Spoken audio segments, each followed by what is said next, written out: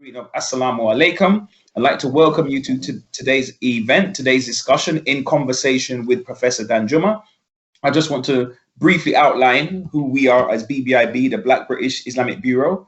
So we are a culmination of various organizations, and we were formed after the vicious demise of George Floyd, and in the public, literally in the public domain. It triggered some kind of something in the consciousness in society, and also as a part of society within the Muslim community. And we said there's no point in us discussing systemic racism when we haven't done our own house cleaning, and there is anti-Black racism within the UK Muslim community. So we formed as a collection of organizations to really address this, and our approach essentially is to highlight anti-Black racism in Muslim spaces, and that can be, and challenge it also, and that can be by way of dialogue, by education and training, or if necessary, even by legal redress. We're also here as an organization or collection of organizations to repair and present a new healthy image of Black Muslims in the UK. And we will work towards gender inclusivity. So that will kind of like summarize or put us what we do and what we aim to do in a nutshell. There's a number of projects that we're going to be rolling out, inshallah, in the spring, which I'll speak about a little bit later. But I am so looking forward to this conversation with the Professor Danjuma, looking at the past, the present, and possibly the future. And I shall resist using the term pivot, if I if I may. But we will have people are free to put written questions in the chat at any time, but we will stop at a certain period so that people can unmic and put their questions to the floor and interact with those on the panel, the professor and those on the panel. But I first would like to thank you, Professor, for taking the time out of your schedule, knowing that the challenges that are there in this difficult time, but you've made the time for us, so we really appreciate that. And we're hoping that we can chronicle some important history. As I mentioned when we were speaking earlier, we don't have the journals of the African Caribbean, the West Indian journey of Islam in the UK, or even in the West Indies. We don't have these so much published doctorates. We haven't got there yet. Inshallah, we haven't got there yet, but we said we want to digitalize that conversation with yourself. So we really appreciate you being here. I'm going to hand over to my colleague, Sister Zainab John, to start off this public discourse, if I may. Assalamu alaikum. Alaikum salam. I just wanted to start off by getting to know more about Sheikh. I know you study anthropology at SOAS. I know you're into history, quite a bit of history as well, and studying cultures. But who is Danjuma Bihari? Who's the man behind all of this? Your childhood, growing up in the Caribbean. I know you're born here in the UK, if I'm correct, but you were raised in the Caribbean and educated at the University of the West Indies there. So tell us more about yourself, Professor. Who is the man, Danjuma Bihari? والصلاة والسلام على أشرف المرسلين أجمعين وبعد السلام عليكم ورحمة الله تعالى وبركاته. I'd like to say that the Caribbean person, by definition, is a fragmented individual. He's always more than one thing. And even what appears on the surface is less than half of what you see. The Caribbean people are much more layered and complex than we give ourselves credit for. And I think we do ourselves a disservice when we sometimes hyper-emphasize one aspect of our culture at the expense of other aspects of our culture. And because of this, as a young boy, growing up in a religiously blended family and a racially and ethnically blended family, I had to look at the extent to which the aspect of which is heavily represented in the population, yet in a pyramid of values, the African values were always placed somewhere towards the base of the pyramid. So,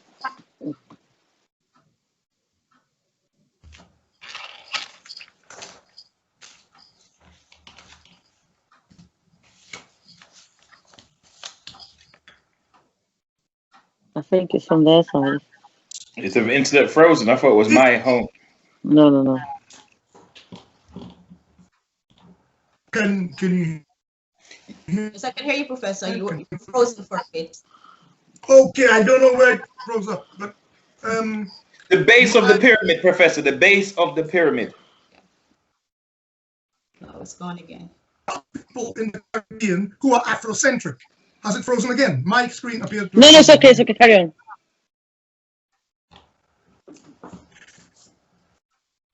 Frozen again. I think you have to just leave him. I don't know why it keeps freezing like that. Yeah, you're fine now. Yeah. Yeah.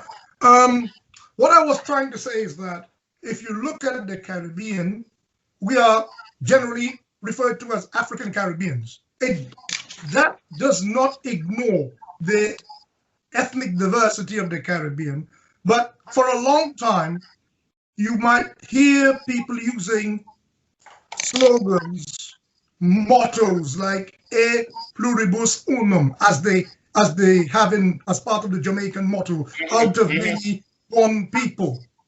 And the truth about that is, many of the one people are actually Africans. Yet the values of African culture are either creolized and dislocated from its context. So it's only Jamaican, it's only Trinidadian, it's only Barbadian, it's only Guyanese. Yet at the same, and as a boy growing up, we were not Africans. You can look at the person and say, that's a Chinese Trinidadian, he's Chinese. You look at another Trinidadian and say, that person is Indian. You look at another one and say, that's Syrian or Lebanese. But when it comes to the African, you always call them a Negro. And it led me as a child to asking that question. Why is it we have Chinese Trinidadians, Lebanese Trinidadians, Caribs, the original people, like in Guyana, I believe you have some Caribs and Waraun and other native indigenous peoples. But when it comes to the African Caribbean, he was always just a Negro. So African Caribbean, for a lot of people who are in their 30s and 40s now, they may not know this. But there was a time, like with most of the Afro diaspora, Americans were American Negroes. Then they became Afro-Americans in the 70s. Then they became African Americans. So there was a process towards consciousness. It was incremental, it took time. And in other ways, in many ways, we were a part of that change. My generation, I am 60 this year, we were a part of that change. Even though the first wave of converts to Islam, there would be a median age of about 70 to 80. We were the youngest converts. In the persons like myself, Sheikh Hassan Anyabwile and others, we would have been the young generation of that first wave of conversion, which occurred in the 60s and 70s. We were the younger members. And I called his name Sheikh Hassan Anyabwile on purpose because of the fact that he carries an African surname. I did that on purpose because what happened in Trinidad seems to be different in many ways from what was happening in Britain, Black Britain, or America. How so? How? In what way was it different, Sheikh? What way was it different? I was going to give the example of naming. What happened was, for example, in America, after the Nation of Islam, after the passing of the Honorable Elijah Muhammad, most people fought, a lot of people, not all, but a substantial following went with his son, Warithuddin, into Sunni Islam, into what was called the WCIW, the World Community of Muslims in the West. That was their first name. I think later on they became the American Muslim Mission, but their first name was WCIW, World Community of Muslims in the West. For a time, they called themselves Bilalians, but that was short-lived. And what was noteworthy is, instead of being called like Louis X or Matthew X, they began taking names like full Arabic names, like Jamal Ahmed. In Trinidad, two things happened at the same time. While conversion was going on, people would be taking African names. So Sheikh Hassan Anyabwile, his surname is Anyabwile, is an example of that name change that a lot of people had, like Muhammad Olatunji, Hassan Balewa. They would take African names. And the reason they would take these names was because when asked, why don't you follow Sheikh Abdullah Quick, Hakim Quick, or Sheikh Bilal Phillips, and have call yourself by your father's names, we would use Malcolm X's approach to that, which was these are the legacy of slavery and the plantation. The names that I called before, no aspersions cast on our scholars. Those two names I just called are great scholars in our community, Sheikhs Abdullah Hakim Quick and Sheikh Bilal Philip. Great, but in one area where they and I, and I'm not old enough to be able to say this, where they and I part company is with the use of European surnames. I follow Malcolm X's approach in saying that these names are not, they're a part of our history, like the Edward Colston statue that was pulled down and put into the harbor. It has a place, and that place, that's my personal opinion. So in Trinidad, the reason why, I'll explain why we have this. Trinidad is like Guyana and Suriname, one of the most multi-ethnic places in the world. And Trinidad even more so because of its tiny size. Compared to Suriname and Guyana, Trinidad is very small. It's half the size of Jamaica. And in that space, you have 1.2 million people, Africans, Chinese, the Caribs, you have the Europeans, and I mentioned Levantines, which are Lebanese and Syrian. And what's important about all these groups is there is a shading group which is creolized. They speak only English as a first language. Yet there's another group in those same populations that speak, if they're Chinese, Hakka and Cantonese. There's another group of Europeans who speak Portuguese and Spanish alongside Trinidad English.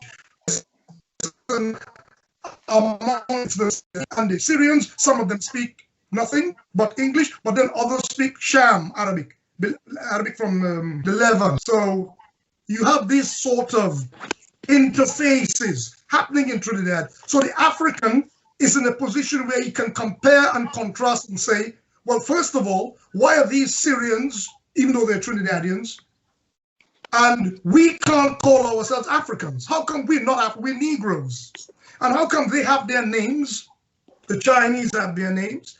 The Indians have their names. Oh, I forgot to mention the Indians, who are in fact the single largest ethnic group in Trinidad, as I think is the case in Guyana.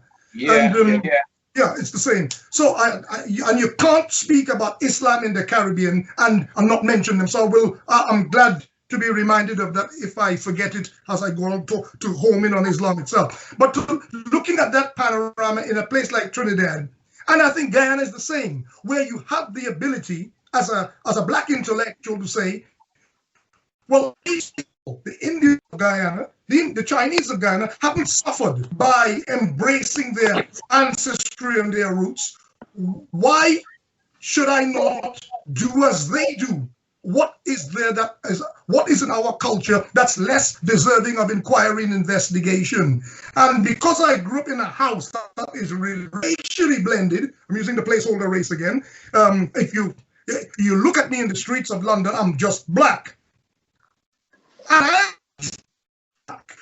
in Trinidad, if you really want to ask a person, and it's not a normal question because some people are so struggle to tell you what the disparate threads of their ancestry, how they've come about. But if you get a person to talking about it, you realize that person is mixed about 4 different strands to his ethnicity. Some of his ancestors come from India. And not very long ago, my grandmother, my father's mother, came from India in 1917. She came from South India, and that's not the end of the story, because she was jet black, pitch black.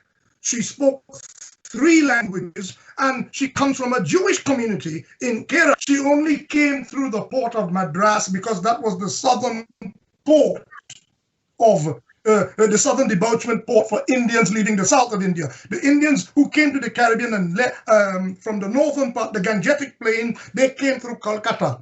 So the northern Indians came to the Caribbean, to Jamaica, to Guyana, St. Lucia, to Trinidad, Suriname, from the northern Indians from the Gangetic Plain came from Calcutta. The ones from the south are not, they are assumed to all be Tamil because they came through the port which is today called Chennai, was then called Madras. It is not so. So if you go deeper into a person's ancestry, the question is how far, how, as Sheikh Abdul Hakim Quick puts it, deeper roots. How much deeper? How deep do you want to go? And depending on the audience we have listening, I can take you there. But I sense that our audience is not, that's perhaps a separate discussion for another day. What I will say is that the Africans in the Caribbean who are surrounded by other races in places like Guyana, Suriname, and Trinidad, the African will always be on a search, on an affirmation of identity. In Suriname, the Africans are even of two groups. You have the Creoles, the ones who live in Paramaribo, they'll call themselves Creoles, but up in the headwaters of the many rivers in the country, you have descendants of escaped slaves of Akan origin who can still, with only minor difficulties, understand the modern-day Ghanaian who speaks one or other of the Akan languages. So, okay. So are these people like the people in Jamaica that we call the Maroons? Similar, yes. A similar dynamic that gave birth to them. So, Professor, let me jump in just to push you a little further. You spoke about the deeper roots, and I'm interested in finding out a little bit about the roots in England. There's just a couple of individuals that we mentioned, but I think there's two more that I'm not aware of their names, who were the pillars, we could say were the pillars and the pioneers of Islam, Caribbean Islam, or the Black community Islam in the UK. One of them being Elder Abdullah Rafiq, Allah bless his soul, and the other one, Elder Kaja, God rest his soul also. Could you say a little bit about these individuals? Because I know that you had a close interaction with them, very key individuals in the history. They were, it is difficult for me to speak about them dispassionately because they were close friends.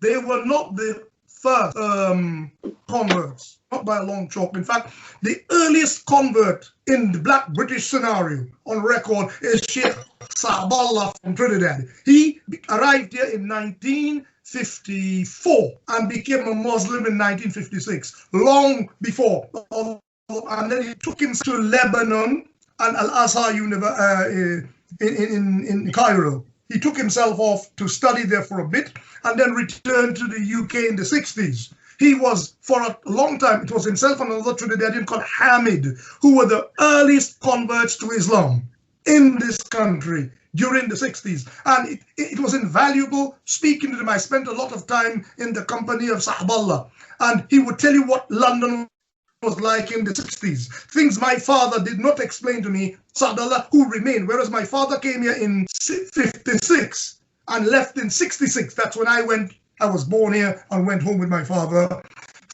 Sadallah, and he would tell me about developments that had taken place and what brought the kind of impulses that brought the Black population here towards two major trends, Rastafari and Islam. These were the two competing ideologies that were in the market for the souls of Black folks. Rastafari, and of course Rastafari was more dynamic and it had more, because of course with Rastafari comes the music. It's not just your Bob Marleys and your Wailers, you had your Burning Spears, and then you had the ones born here, like I think Third World and Steel Pulse. So there was that crossover, and then there's a large Jamaican Caribbeans here. The preponderance were of Jamaican origin, and reggae music, which London had become the of reggae, had that connection with Jamaica. So in that sense, for a while, it seemed as if Rastafari was in the ascendancy of the two. At the same time, what you had is people from Nyabingi, people moved into 12 tribes. And the 12 tribe form of Rastafari appeared to be more of a commercialization of it. It became less about, with the Nyabingi motto, as you know, and I don't know if I'm allowed to say, the Nyabingi motto was death to Black and white oppressors. It was political. was distinctly different from 12 tribes, which was a kind of kumbaya version of Rastafari, right? Yes, I didn't want to say that, but I don't want to offend my brothers who are still there. As Malcolm X said, the way you speak to people, you have to remember you weren't like the way you are always. So, we want to bring them here. So I didn't want to say, but yeah, to call it, you got to call it. Just for the history, just for the record. It was just for the record. No slight intended. I understand. Even Bob Marley said, when he sang Jamming, a lot of the 12 tribes took their cue from ain't no rules, ain't no vows, you can do it anyhow. And a lot of people think, well, there's no rules, there are no vows. We could just, and Denia Bingi themselves were upset by that. They were like, no.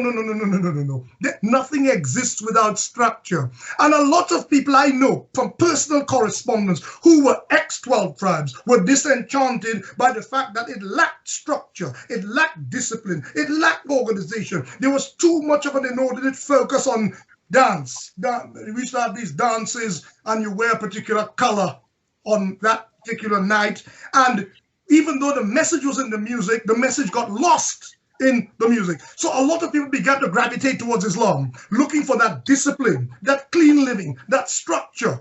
MashaAllah.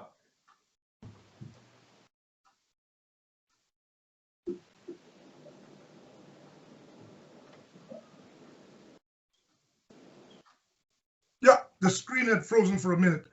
There was we had a joke about the sort of like the crossover evolutionary stage. We used to call them Mustafari, where you had people who were still rough, but they love the discipline. When they want to get married, all of a sudden they are Muslims because Muslim sisters are disciplined. They're not gonna go to parties and flash locks and carry. So as soon as these brothers become a bit more mature in age, or they have daughters growing up, and they'd like to see their children a little more focused and disciplined, Islam became attractive. And with that, you had three brothers in particular whose names deserve special mention. Three Jamaican, two were brothers, one was a cousin. Brother Omar, Allah yarhamu, Brother Abu Bakr, who is still alive and kicking, and a cousin called Suleiman. And they were Rasta, but they had a plan to go straight to Ethiopia to address Haile Selassie and ask him if he were really God, that they had this plan. And they got to Africa, and en route to Africa, they became so intrigued by the sound of the Adhan and the Muslims they met around them that they did not complete the journey all the way to Ethiopia. They became Muslim. Now it is in Omar's house, which was 25 Belfields Road in Brixton, that one of the first African Caribbean Muslim Jama'ah were established. There was another one, Sa'dallah and others established in Ladbroke Grove, St. Luke's Mews. And this now, I made a jump from the 70s into the 80s. Because I was actually not in England during the 70s. I turned up again in the 80s as these two did, especially St. Luke's Mews, and then 25 Belfields Road came into existence. And from 25 Belfields Road, which was a house, it was the brother's house, he died of cancer, I believe, a year later, after he established the house as a Jama'ah. Allah yarhamu. Brother Omar was a giant of a man, and he was, listen to this, he was barely literate in English, but he learned how to read and write Arabic fluently. Wow, mashallah. He would communicate, he wanted to leave you a note, he'd write it in English words with Arabic characters. This is the beauty of this. And Brother Abdullah Rafiq, who I'll come to, because that's the name you mentioned, the brother recently deceased, the last of the brothers recently who died, he was around in that time, and he himself was also a person who left school without much of a formal education. Yet he learned how to read and write and communicate in Arabic. And he taught a lot of people, the same brother Abdullah Rafiq, taught a lot of people Islam and brought them to Islam. at that mosque and other places because he was basically from this west and northwest area. But because our Caribbean community was so small, we'd make our way to wherever the Jamaat was, whether it was St. Luke's Mews in Ladbroke Grove, near the Mangrove Restaurant, or whether it was 25 Belfields Road in Brixton, or there was another small Jamaat in Peckham on what was then the North Peckham Estate. It's been demolished these many years. But these were about the 1, 2, 3, maybe another, but these were the main nuclei of the Caribbean community in that time. And Brother Abdullah... When you say that time, is that the 80s? You're talking the 1980s? The 80s, yeah, the 80s. Very important things happened in the 80s. Yes. Very, very important things that set us on a certain trajectory.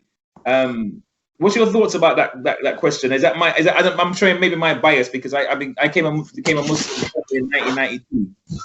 So I kind of had, I grew up in the earshot, although I wasn't around in the 80s, I grew up in the earshot of what had taken place over the 80s. Or I was impacted by that. You are exactly right. The 80s were seminal in terms of what happened. The 70s, people were gathering themselves together, the disparate threads being blown together. In the 80s, some structure begins to appear, and different communities decide, given the size of London and how difficult it is to get about, different communities began to form in wherever there was a concentration of converts, a community would develop. So if you take, for example, the things that were happening in the 80s, the rest of the Muslim world had not yet become aware that there were converts, Caribbean converts. You would have heard of the odd Englishman who became a Muslim, like Abdullah Quilliam, or perhaps they would have heard of the guy who wrote that translation of the Quran, Muhammad Marmaduke Pictol, or Martin Leeds, or there was a mosque in Woking established. But as far as there was the presence of black people converting to Islam in Britain, it had not yet come to the attention of the wider community. The American situation was known, and of course that crossover occurred because not only did Malcolm X and Muhammad Ali come through the UK to and from their journeys to Africa and the Middle East, you also had a Trinidadian, another one, by the name of Michael X or Abdul Malik, who was a friend of Malcolm X, and he was also a friend of very, very well-connected white English middle-class people here. And he was a Muslim, and he established what's called the Black House.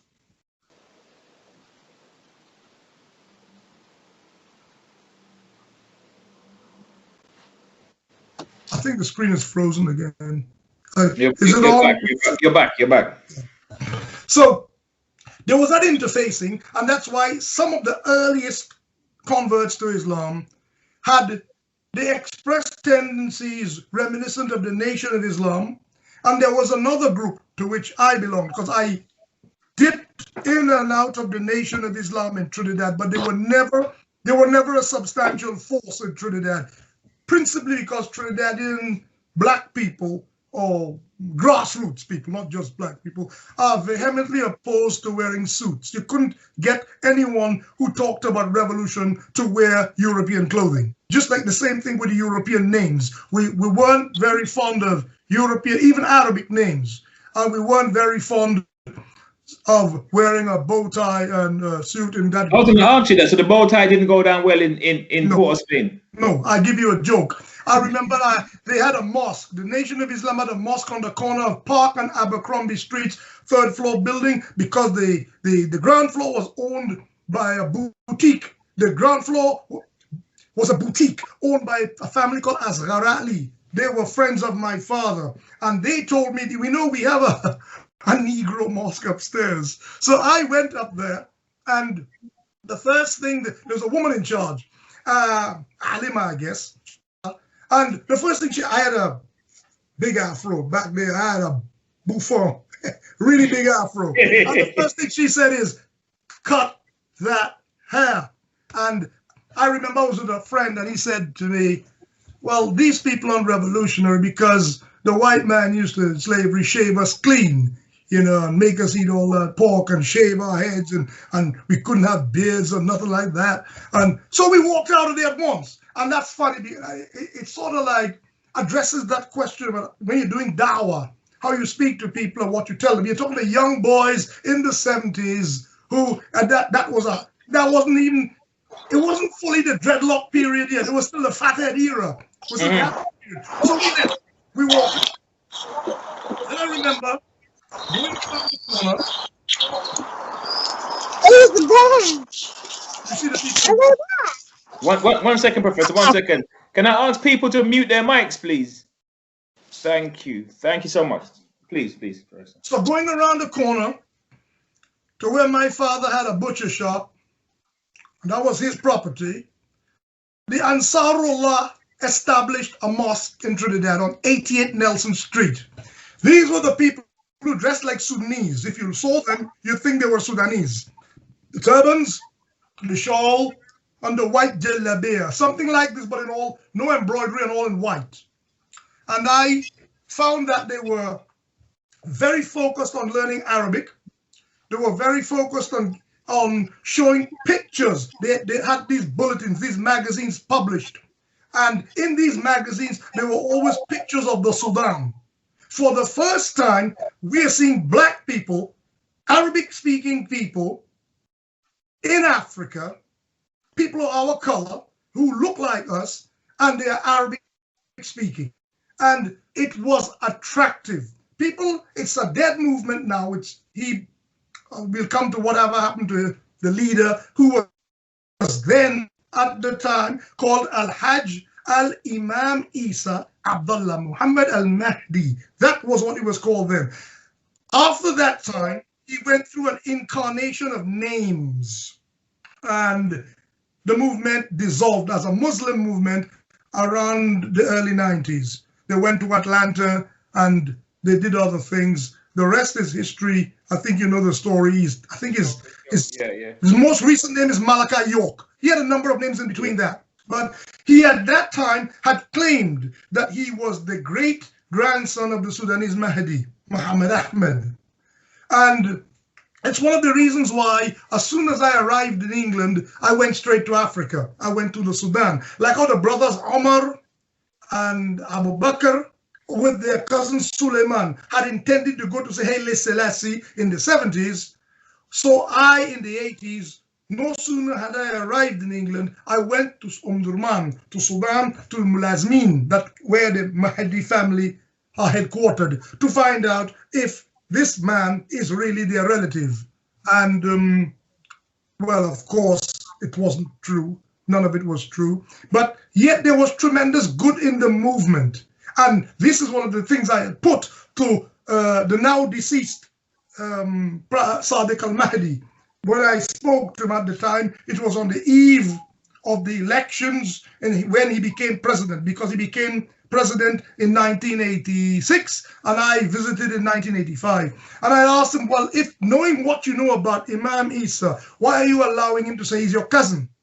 To which he replied, I have been to the community in Bushwick Avenue in Brooklyn, and he's doing tremendous good in the local area. He's giving black people a sense of they don't have to continue in their creolized state to assert their blackness.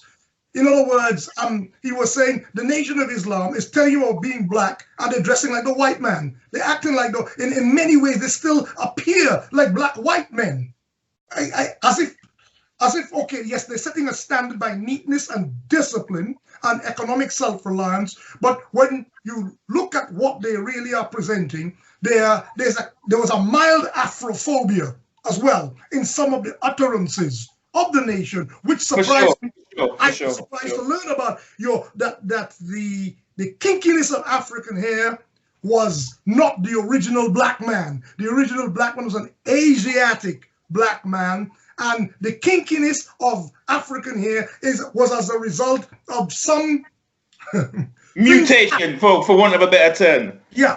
See, we don't want to lose the audience with our nation brothers, but we got to let them understand that these things were said, they were put out there. Now, I do understand this. When people, and I'm going to say this about Sunnite Islam as well, right? And I have no sacred cows. I say, look, I look at the people from a point of view of anthropology, and I look at why they say the things they say. Islam at one point, it seemed to identify very closely with Christianity and Judaism. But at a certain point, once Islam has said, right, we have established who we are, it began to draw a line and say, okay, you no longer face Jerusalem, now you face Mecca.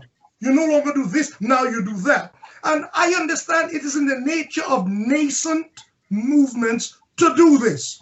And I know people like to essentialize religion, and I shouldn't say that about Islam, but I will say, and that's why you will not invite me on your program a second time, because I will say things that people will not like to hear.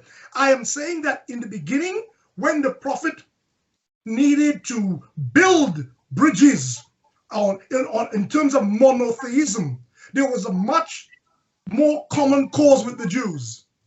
As the movement grew into its own, and he said, well, this is the movement to which you should now evolve into, and they refused, they parted company.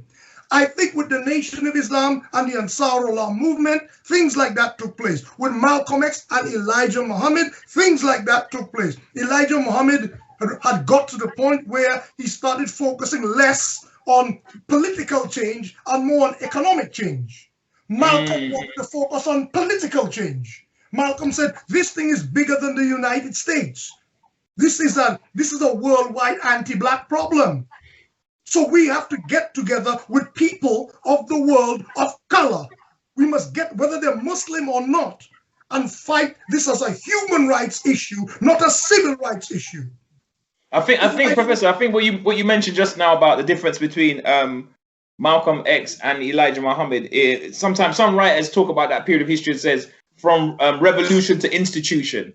So the NOI were on a journey of revolution, but then they became solidified in the communities and became a kind of economically viable organization. So then they kind of institutionalized somewhat. My problem is the moment you start to vilify the nation, I will defend them. And the moment you start to vilify Malcolm, I will defend him. And the minute you overpraise Malcolm, I will say stop. And the minute you overpraise Elijah, I will say stop. I believe this. Honesty is meant to be the best policy with timing. Malcolm lacked timing in terms of his honor. He could have afforded to be a little more diplomatic. That's my caveat. But Malcolm could do no wrong with me. With Elijah, I understand that Elijah was saying, look at how the Jews came to power. Hollywood is America's expression of soft power. Hollywood was big. The Jews fell into Hollywood. I wouldn't say the Jews cleverly contrived to control Hollywood. But whatever the reason, the Jews are in control of Hollywood, and Hollywood is it is more powerful than America's nuclear weapon in terms of its deployment of soft power. What Elijah was saying is, what does Paul Mooney, the comedian, say? Take your cue from the Jews. The Jews work economically, and then they buy your politicians. That's what I think Elijah was trying to say. He was trying to say to Malcolm, you're going too fast. We're not powerful enough to take on white corporate America. I think that, and that's why I won't hear a bad word said of either of them. I am sorry, this is my opinion. I won't hear, just like with Martin Luther King, I wouldn't have been on the side of MLK, but I understand if MLK had not existed, we would not be able to say we tried both carrot and stick and both our leaders were assassinated. But we tried both. People would have been saying, well, you see, because you all followed Malcolm and look, he got killed. No, we took the peaceful rooted blood with Martin Luther King, and it happened to, they assassinated him too. So sometimes these things are put there. Various approaches have their place in, ultimately various approaches have their place in history, and we speak descriptively, not necessarily prescriptively. Yeah. At least I do anyway. When I describe what was going on about institutional revolution. But when I get back to I know Sister Zainab wants to jump with a question, so I'm going to get her to take over. But I just got to ask you one more question, which is about push you a little bit more on the 80s. That something happened in the 80s in the UK in the Black Muslim community that has somewhat impacted the trajectory that we are on today. And I just want to get your thoughts about that. Any dynamics that you think that the young people in particular today would benefit from just having that insight? Because it's, as I said, it's not what we got. We don't have that published in journals for them to read, but you were alive, around, and moving in these circles? I think as mosques formed, proper mosques, with ulama and fatwa being delivered, we became more drawn into the orbit of the wider Muslim community in England, which was largely Asian, Pakistani, and Bangladeshi. There were some Turks, some Moroccans, some Yemeni, and a few Somalis. The Somalis were not in the numbers that you see today. They were mostly in Tiger Bay, some in Sheffield, a few in some small port cities. But so the main Islamic influence, apart from the Central Mosque, which came through Egyptian with Saudi money, so Park Central Mosque for the moment, it was basically the Bangladeshis in East London, if we want to confine it to London, and the Pakistanis, if we go out of London, we're talking about Dewsbury, the Tablighi, Jamaat, and all that. These were the influences. I say Turkish because we had Sheikh Nazim al-Naqshbandi at the time, and a lot of African Caribbean brothers did gravitate in the 80s to the Naqshbandiya form of the tariqah that wore the green, you must green turban, the green turban, yeah? Now, what's happening now is we are now beginning to, two things happening, good and bad. Number one, we're learning more Arabic. We're learning more about Islam, what Islam actually is. We're beginning to separate it from Pan-African politics and Afrocentricity and Rastafari. We're beginning to say, to streamline our Islam. The bad thing was we began to subsume our own instincts under the Islam of other people. So whereas we might be thinking of cleaning up the drugs in a given community, the mosque in St. Luke's Mews, they say, has a controversial relationship with drugs. At the same time, they said that they did help on the front line there with cleaning up some of the excesses of some of our younger brothers dealing in drugs and so on. That's a controversial subject. But what I won't say is this. What was happening is now, instead of thinking about the single parenthood in our families, the drugs in our families, why school, why we have so many children that have come out. Mass school exclusion of young black boys, yeah. Now we're concerned about Palestine. Now we should be concerned about Palestine, but we did it to the exclusion of we put other people's concerns first. This happened for some reasons. I'll give you one of the reasons. The Salman Rushdie affair actually gave young Pakistanis a voice that they had never thought they possessed before. The voice of protest in the Asian community was associated with the Sikhs. There was the Southall riots. Yeah, and then, you know, in terms of money and making money, it was the Gujarati community. But the Muslims were somewhere larger in number than both communities, but not really structured along either. They were not that powerfully economic in economic terms, and they weren't that militaristic like the Sikhs. When the Salman Rushdie affair took place, it began to draw them into looking at other things like, what's this Iran-Iraq war going on for the last 8 years? What is this all about? What's happening here? And because they saw people standing up and saying that this man should die for writing this book. It's an insult to Islam. That was one of the first times that Islam began to acquire a kind of reputation for, if not violence, but testiness. If we up with this, we will not put. Like a militant attitude, if not anything else. Yeah. No, because I was in Trinidad in 1979, I know this had started with the rise of Ayatollah Khomeini to power. That started in the West. But I wasn't in England, so I haven't done my research into the 70s to know whether that kind of militaristic approach had definitely in Trinidad, it had taken off. That people were saying, we are Sunnis, but the people who are saying Allahu Akbar and death to America are the Shia. So how can we claim to be the true Muslims when the people who are standing up to America, because a lot of what was associated, I forgot to mention this in the 70s in Trinidad, the Saudis started visiting Trinidad and they started splashing a lot of money around. And I don't know if it has anything to do with the rise of African conversion to Islam, but I do know one of their scholars who was sent from Rabita was Malam Salahuddin Tayo. He was a Yoruba man, and he was instrumental in actually keeping the African Trinidadian Muslim as an African. What's happening in Haiti, for example, right now? Let me just jump quickly. I come back. I'm not losing the thread. In Haiti, we have a lot of Trinidadians doing dawah there. But I am not saying anything bad about my Haitian brothers. We must support them and love them. But I don't like them wearing too much of the shalwar kameez thing. I really don't like it. I think we have enough African clothes that they can wear some. Because we used to cut sheets and make African clothes, man, for crying out loud. Right? Now I say, no, the truth is,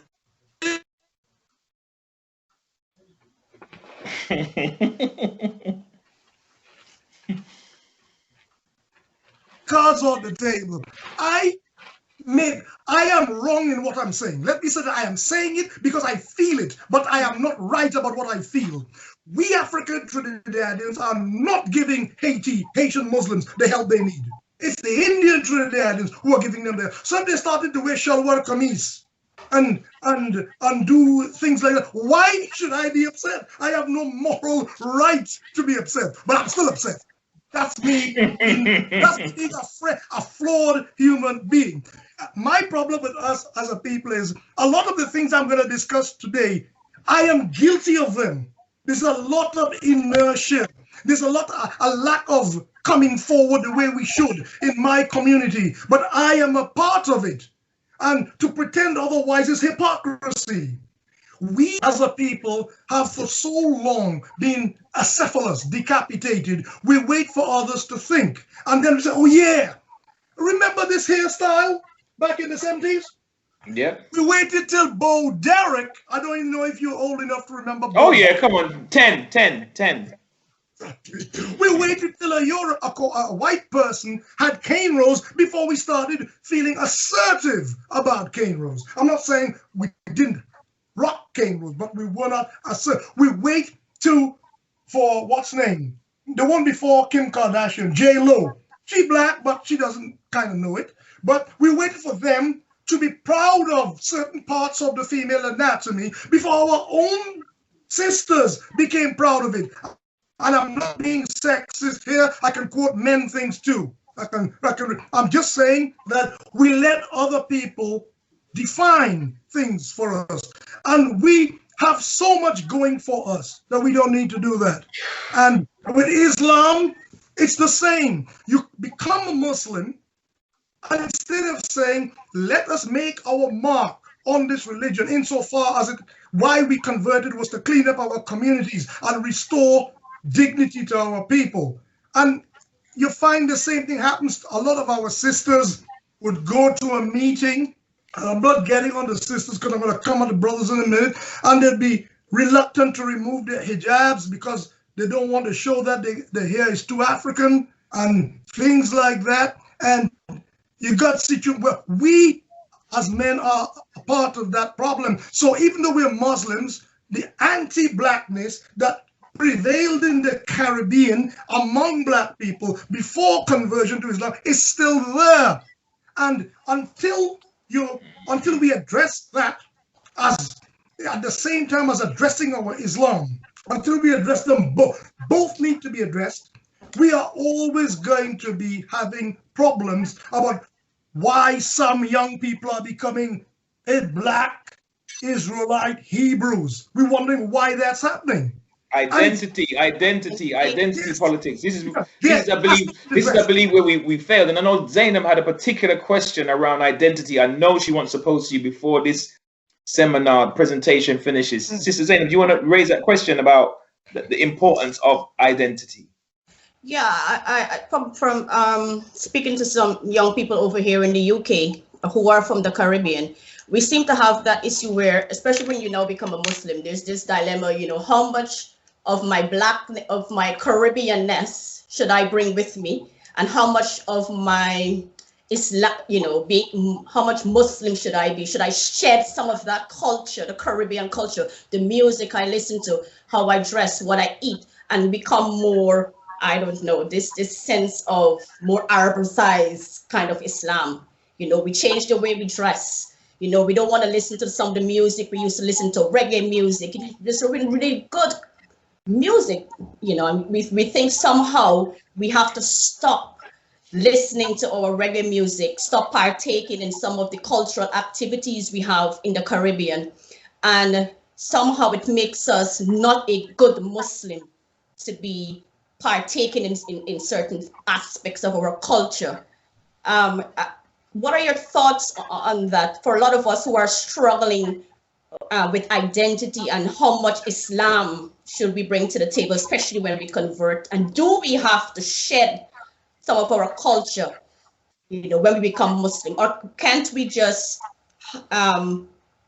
bring both together, take the good from the culture, and take good of Islam, and try to see how we can reconcile the two, rather than shedding our culture totally? What's your thoughts on that? Personally, I was lucky. I had that great teacher from Nigeria. He had ethnic marks. People don't like to use the word tribal scars anymore, across his face like that. And he was a practicing Muslim. He spoke Arabic. He was a Yoruba man, and he was very proud to teach me Yoruba language alongside Arabic. So when we had a naming ceremony on Akika for a child, he wouldn't call it Akika only. He would call it Isimi Loruko. Isimi Loruko. He would call it by the Yoruba name. Yeah.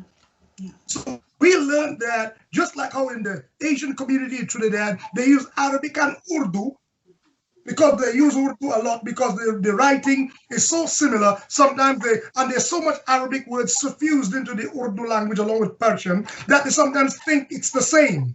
So with Sheikh Tayo, what I learned from him is that, learning Yoruba or Hausa or any other African language, wearing African clothes as I do now, does not detract from your Islam. But at the time, there was a notion abroad from converts, from African Caribbean converts, that you were being nationalistic if you wore African clothes and had an African name. So that problem, you see, it has been seeded from slavery. The whole idea that you should be ashamed, embarrassed, or diffident about anything African, it didn't just come from our confrontation with the Indian Muslims in Trinidad or the Asian Muslims in Britain. We had it within ourselves from slavery, and to some extent, some of us converted as an excuse and a license to be less Caribbean or less Black. Some of us did this. I know this for a fact. I moved with people who were gratified when they were confused or mistaken for being Arab. I saw this. They were happy. They were flattered. And they felt, that there was something intrinsically better about eating dates than eating mangoes for iftar. Now, in Trinidad, where I come from, olives and dates are extremely expensive. They're not like you pick a banana or a mango off the tree and for suhoor you cut them up and you have them for your suhoor or your iftar. You go to the supermarket, you buy dates. They might be from Israel. They produce, and you've got them, but you think you're being more Muslim by doing that.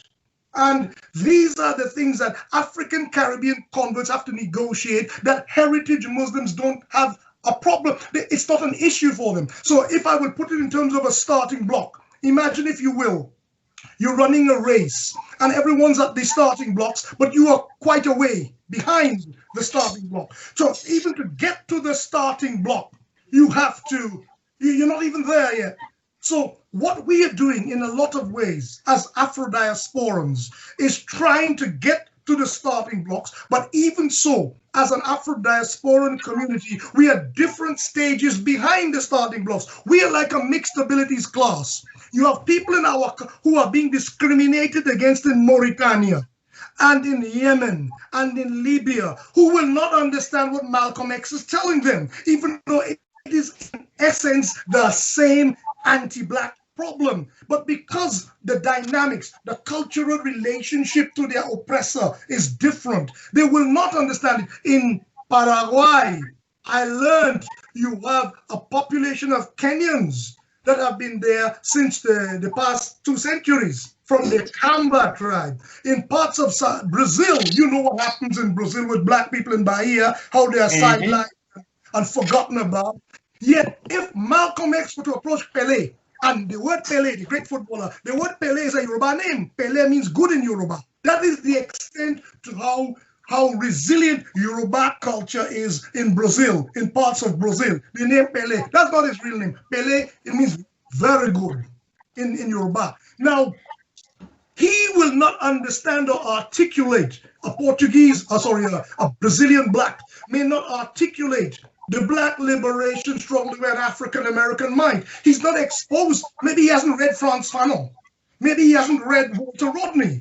And we are lucky, we read Sheikh Anta Diop, translated from the French into the English. The direction of travel is usually books get into English quickly because there's such a readership in English. Whereas a lot of our material on Arab, like that young poet in Tunisia, Shawshan, I think is his name, with the dreadlocks, maybe he doesn't read English, or he's never seen a translation of Malcolm X in English. So their consciousness level will be different from ours. And sometimes, and I like to point the finger at African Americans when I do this, sometimes they take it upon themselves too unilaterally to define the parameters of the black liberation struggle without understanding the relative differences and distances away from the starting blocks other people are. Therefore, when I'm speaking to a black Colombian from Barranquilla, I know how to speak to him in a way that I will not be speaking to a black Libyan. There's something you just don't tell a black, he will not process it in that way. So, and yet all of these are our people that have either been suffering from the effects of the transatlantic slavery, the trans-Saharan slavery, the Red Sea slavery, or the Indian Ocean slavery. It happened to our people. Some were Muslim, some were not. So, and we have to find a way to be able to negotiate and bring our people together without alienating them. And this is a difficult situation when you meet a black Arab like Sheikh Al-Kalbani, for example, a Saudi Qari. You meet somebody like that, and his family may be domiciled in the Arabian Peninsula for like 6 generations. Originally, he may have arrived as part of the pilgrims who came from West Africa. They traveled along what is called the Hajj route, the Sudan corridor, to places like Burkina Faso, Niger, Chad, Sudan. They crossed the Red Sea, they made Hajj, and sometimes it is too difficult for them to go back. They settled in Mecca. And so several generations, he will begin, even though he's discriminated against, some of them receive citizenship, like the Al-Marwani family. They are proper bona fide Saudis, but many more do not have Saudi citizenship. So some are disenfranchised and some are not. But if you ask them, both groups of black Saudis, to act in concert with each other, to confront discrimination and marginalization in Saudi Arabia, they may not work together. One group would say, I'm all right, Jack. The other group will say, and tell the other group, well, when they were giving Saudi citizenship to Africans, you refused it. So now you reap the reward. It's your problem. You see? So even in a place like Saudi Arabia, where you have our people, some of them are suffering, many of them are suffering, but some of them are doing really well. And the ones who are doing really well would be like any middle-class black person whose chief objective is to get out of the ghetto and forget about the ghetto. Just like any other black people anywhere. So we have to look at ways in which we can confront these different issues. I have been, like I said, I'm wearing today. This garment, I chose it intentionally from among my things. It belonged to the family of Sheikh Anta Diop. And for people who do not know, he was a polymath and a scholar, writing in French, sometimes in Wolof, his native language. He was from the Murid Tariqa of, they have these Tijaniya, you have the Muridiya Tariqa in Senegal. And the Tariqas in Senegal are actually a very powerful force in terms of making political decisions. When leaders of the country want to get votes, almost like electoral colleges, they go to the leaders of these tariqas, these turuq. They go to them and they listen to what they have to say. These turuq also form a parastatal or an alternative economy. They have their people as far away as Japan. They have people in New York. They have people in Europe who send back money to serve as a remittance economy.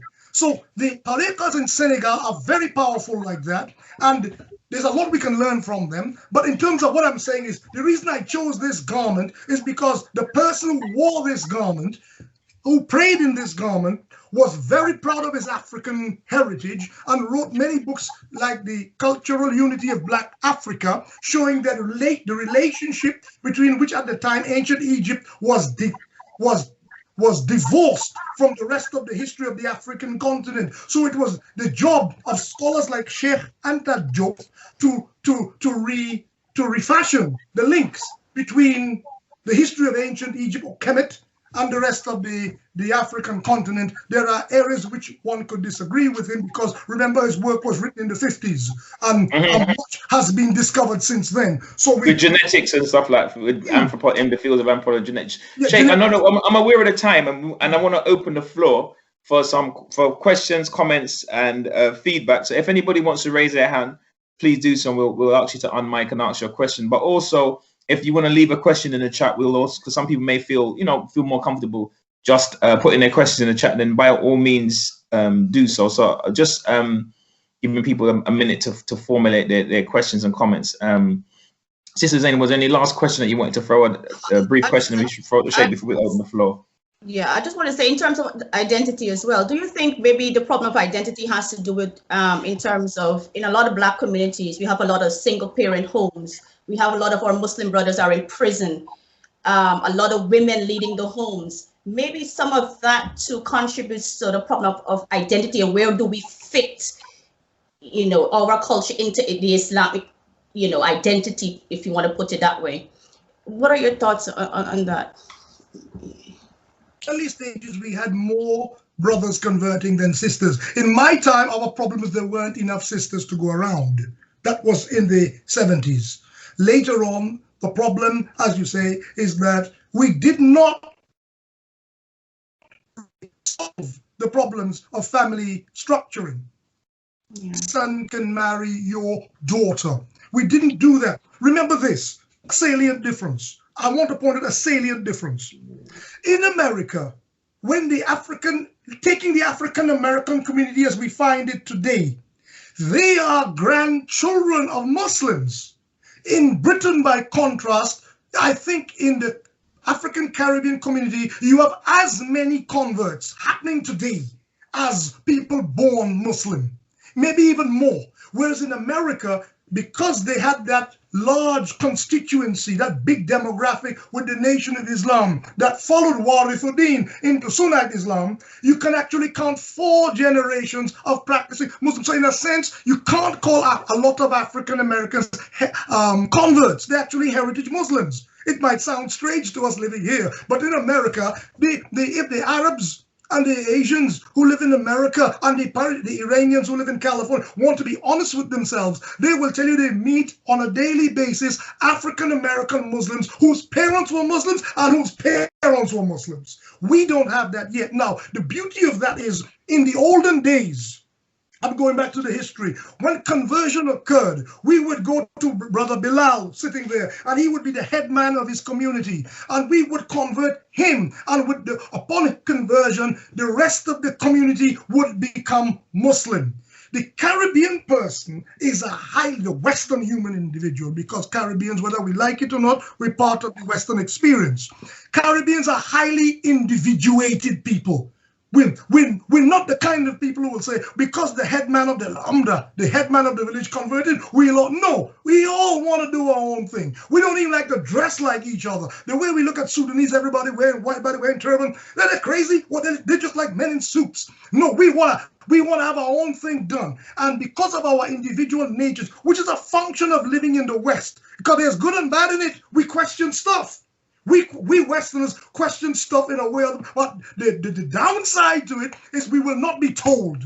And therefore, conversion in Britain has occurred. One black brother in Peckham, another black sister in Luton, a black brother in, Leeds, another black brother in Birmingham. And then they have to form a Jamaat, and they all can't be in the same place at the same time. So wherever you find Caribbeans or converts, you find scattered groups. Now, I want to come to your question. There was a time it seemed as if it was happening. What you are describing was about to happen, and that was at Brixton Mosque, ICM on Gresham Road. It was about to happen. Unfortunately, before we opened the floor, we discussed reasons why we lost that community. Now, the members of Brixton Mosque today, who are African Caribbeans, will challenge what I'm saying. I was there. They were boys when they were part of the confusion. I was a fully grown man. They were 19 and 20 when they were a part of it. I was already in my 30s. So I saw what happened from the position of an elder man who said, this community has the potential of creating a black nucleus where sons and daughters of these people here who are converts will marry each other and build a viable community from the ground up. Sheikh Salah Janeh, who was one of our foremost imams from Sierra Leone, lived a comfortable existence in 28 Hewitt Road, Haringey, North London, a large house in a very peaceful street. But in order to demonstrate his commitment to our Jama, he upped stakes and relocated to one of the edgiest parts of Brixton to be near our community. And to me, that demonstrated commitment. While black people tend to try to leave the ghetto, he actually brought his family from a relatively sheltered existence amongst us so that he could be on site with us. Nobody could say that he leaves here and goes back to his leafy suburb in the evening. Our community repaid that man by saying, your beard isn't long enough, it's time to go. That's how we repaid that great-hearted gentleman. And luckily for him, on Brixton, there's another Brixton Road Mosque. North Brixton Jama had just formed at the time, and a large number, most of them are from his Sierra Leonean community, and they said to him, we have been asking you for a long time to come to us. He said, I did not want to appear ethnocentric. All these people are my people. I worked with them when I was at Finsbury Park. I worked with them when at St. Luke's Mews, when the mosque was established near the Mangrove Restaurant. And now I'm working with them again. But now they don't want me. They don't want me, and I must now go. My community has called for me, and I will go to them. Now, all I'm trying to say is, I know what Sheikh Salah was trying to do. Sheikh Salah was trying to say, look, all of us don't have long beards, all of us don't have short thobes, but we will get there. In the meantime, Islam is a work in progress, and as we develop and we stay close to each other, sons and daughters and cousins and relatives will get together. We'll have occasions for meeting and occasions for marriage, and our people will build a viable community in this way. Once our children are focused and married to each other and working hard and pooling their resources, that's how communities begin. But every time it is attempted, it is strangled in the cradle. And Brixton Mosque, in my opinion, they can call in if they like and tell me what they want about fiqh and sunnah and Ibn Kathir and who the scholars are. They can call and talk to me until the cows come home. But we have problems that were not encountered at the time of Ibn Taymiyyah. I am very sorry. We have problems that were not around at that time, and we have to apply our own ijtihad solving some of these problems. Sister, if I haven't exhaustively answered your question, ask me the bits I haven't answered, please. Okay, it's okay, Sheikh. Professor, it's okay. Yeah.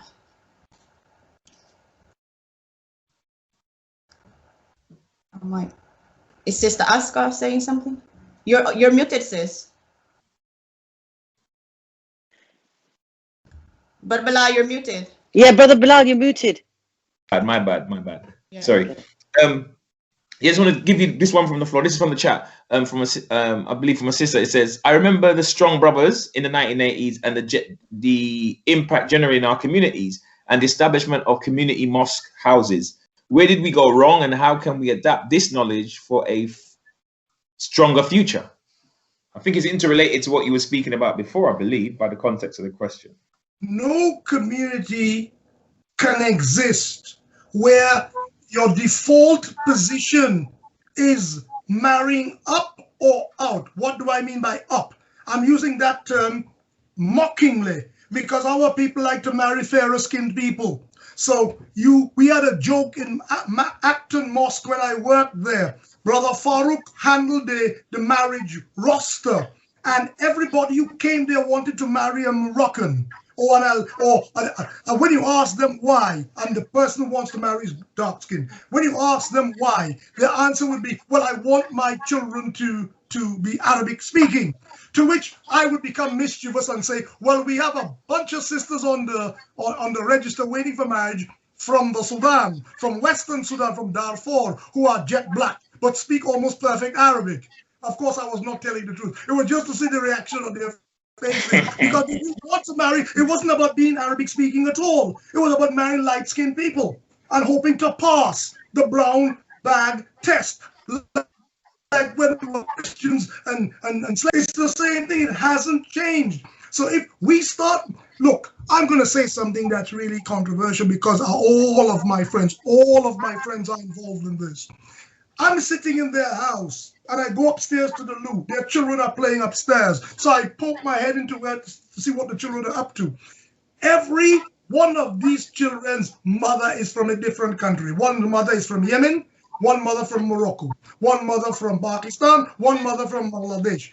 These are Caribbean men sitting downstairs like this, bemoaning the fate of the Caribbean community, and none of their children understands a single thing about the Caribbean.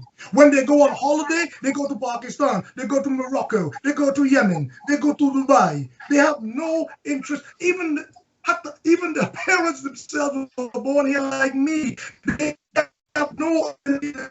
I was lucky. I told Sister Zainab's which I really didn't answer. I was lucky I was born, but from a Muslim father, a non-Muslim mother. But I was lucky that when they split up and my father had completed his studies and wanted to go home, he took me home. So I grew up in a Muslim household, but I went to Catholic schools all my life. So I've always had the ability to compare. And plus, most of my household was Indian. So I have had the ability to compare race and religion and come to a decision. When you get to a certain age in Catholic secondary school, you are confirmed. I don't know if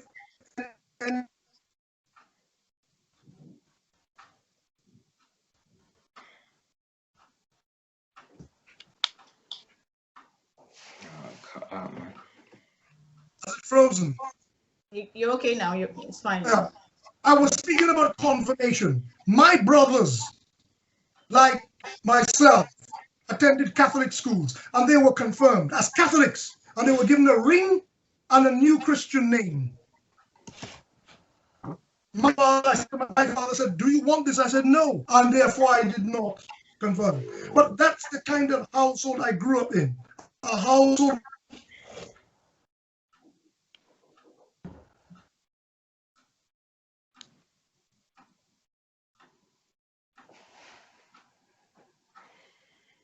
The picture was frozen for some time. I don't know if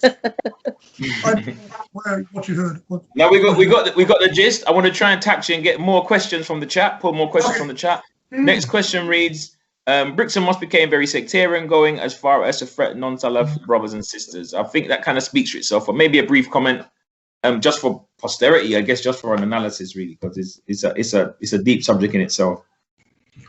Well, a vote, they decided that they lost confidence in the leadership and they wanted to, there were problems with the leadership. I identified it, like Sheikh Salah identified it, but we felt that it was better to work with that leadership than to work with a leadership that would not listen at all.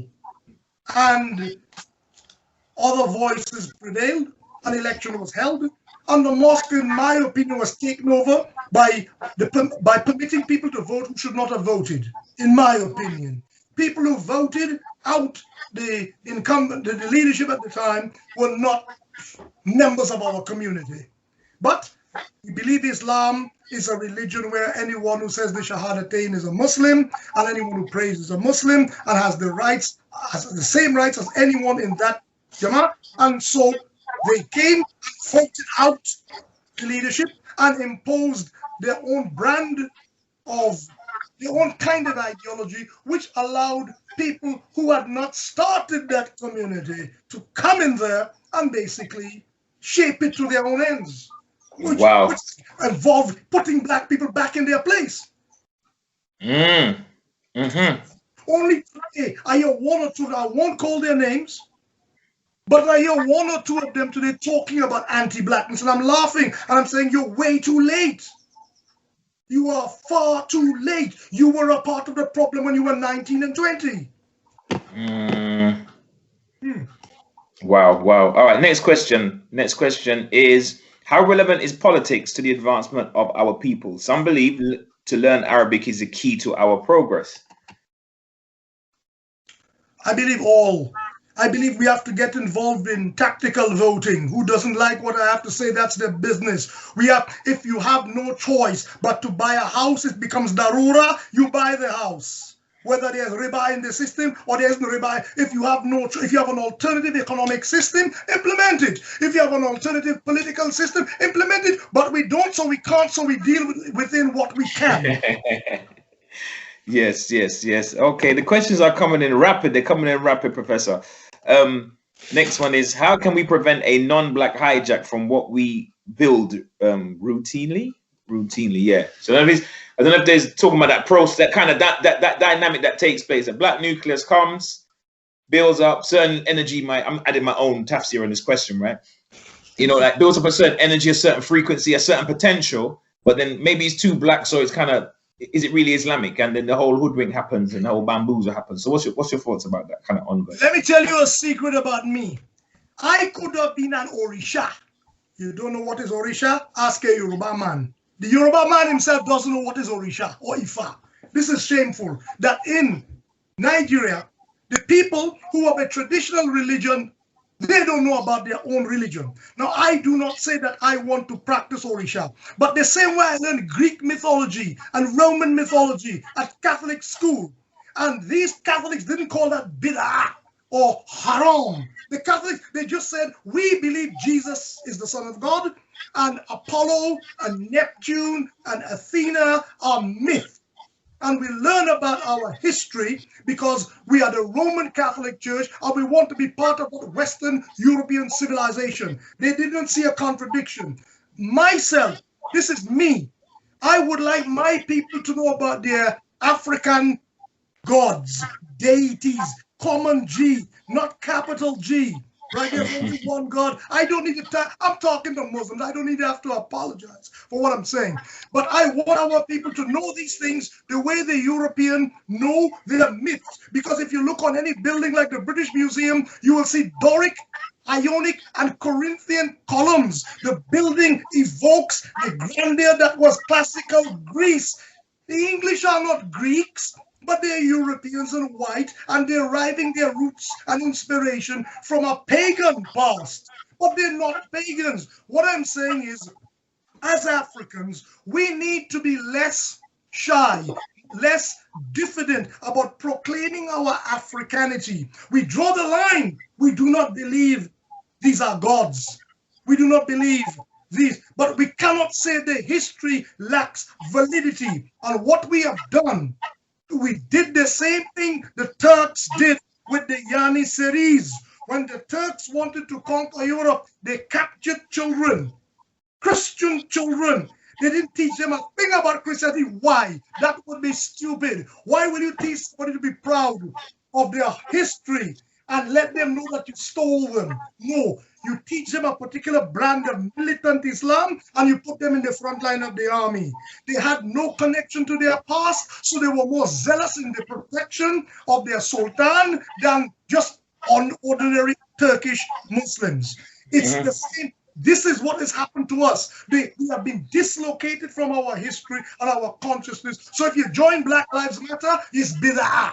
If you join any other thing to do with what other black people are doing, it's haram, it's nationalism, it's wrong. So in the end, like I said, you subsume your concerns, you subordinate them to those of other people And then you wonder why you're always a hewer of wood and a drawer of water, a gopher and a fetch it in somebody else's mosque. We have ourselves to blame. It can be fixed. It's fixable. Powerful, powerful. Any verbal questions from the floor? I can see them coming in rapidly in the chat. But anybody wants to unmic? Just put their thumb up, give us a thumbs up or a hand sign, and then we can ask your question. I can't see. Am I missing somebody in the chat? Yeah, feel free to unmic. The initials coming up as F. If you can unmic and answer your question, that would be much appreciated.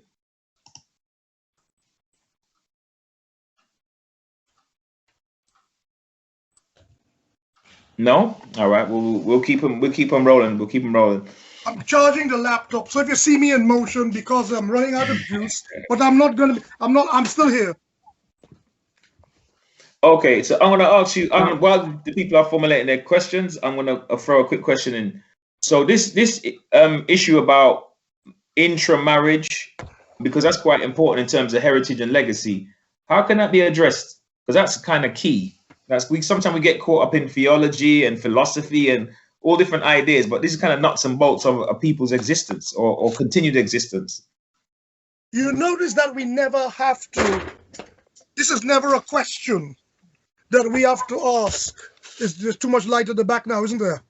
Yes. Slightly. Let me see if I can turn it this way. Slight angle and you'll be perfect. Slight angle and you'll be perfect. Perfect. Bilal, Yes. Bilal, can you hear me? Yeah. Yes. Somebody's saying, Bilal, can you hear me? Can you? I think that was Rashid. After you finish this question, Rashid's going to jump in with his verbal question. Yeah, no, what I wanted to say is this. You will notice you don't have to say this to an Indonesian or a Turk or a Yemeni. The only people you have to raise this becomes an issue for black people only. No other people.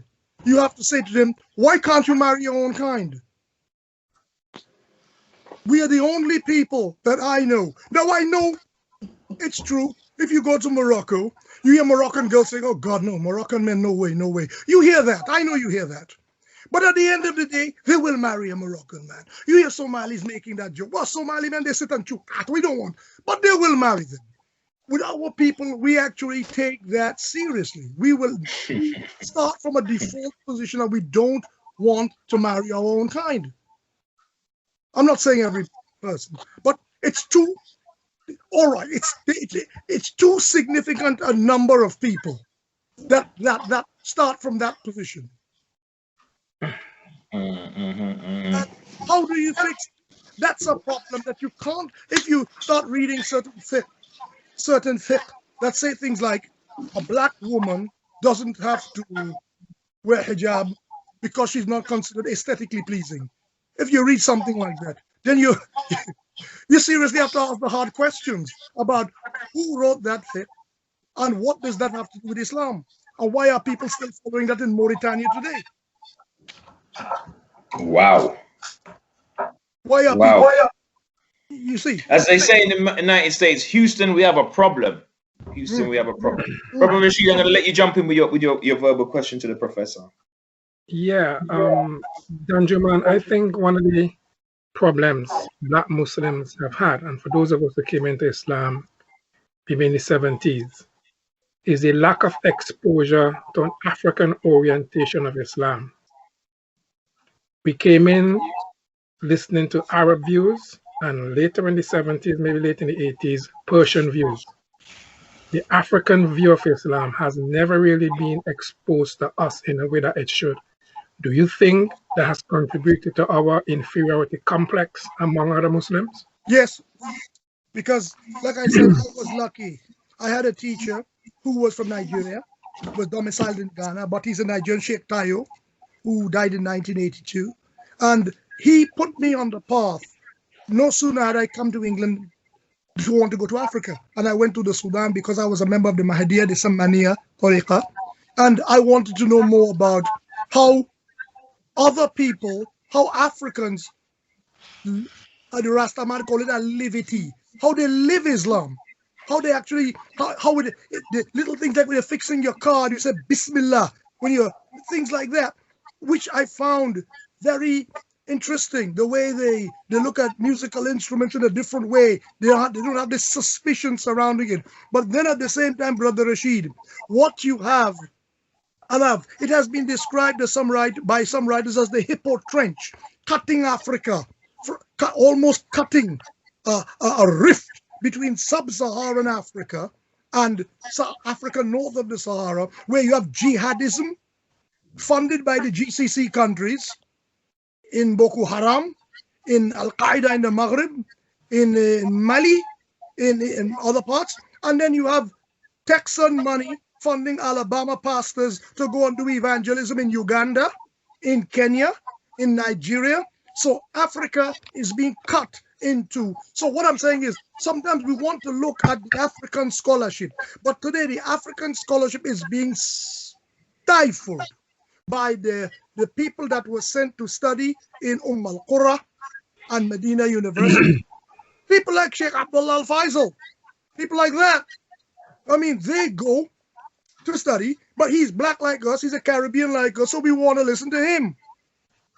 And what you end up doing, you get a person going on a minbar and saying something like, you should marry the virgins. Now, you could say that to Arabs. You could say that to B-Rabs. We are not Arabs. We're not B-Rabs. We come from a community where our women have been badly handled from slavery till now. So if there are people who have come to the religion and they are older women, how can you stand on a pulpit and say, you brothers should marry virgins? You've just insulted all the women in the congregation. But that is what I'm talking about. I say things that people will not like to hear. If I called his name, there are other names I could have called, because I know where the bodies are buried. I've been in this a long, long time. And people who have spoiled this religion, sometimes if it's a sin of commission, a sin of omission, I can accept it. But when there's sins of commission and they should know better and they haven't apologized for it or retracted it, then they should be called out for it. They did damage in our community.